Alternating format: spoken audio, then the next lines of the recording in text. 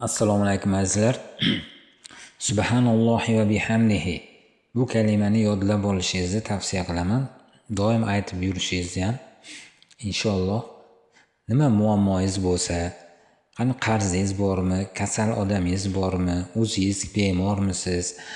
Subhanallohi va bihamdihi deb yurish bu insonni hamma tomonlama sog'lomlashtiradi. Hatto fikrlashigacha ta'sir qiladi. Chunki payg'ambar alayhissalom aytgan ekanlar, kimda kim subhanallohi va bihamdihi deb yursa, dengizni ko'pigichalik gunohlari bo'lsa ham Alloh taolo kechiradi degan ekanlar.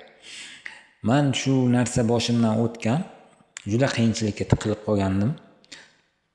Avval bunaqa deb yurmasdim, subhanallohi va bihamdihi deb yurmasdim. Shu qattandir o'qib qoldimda shu kitobda subhanallohi va bihamdihi deb yuraverdim. 3-4 kungacha qiynaldim.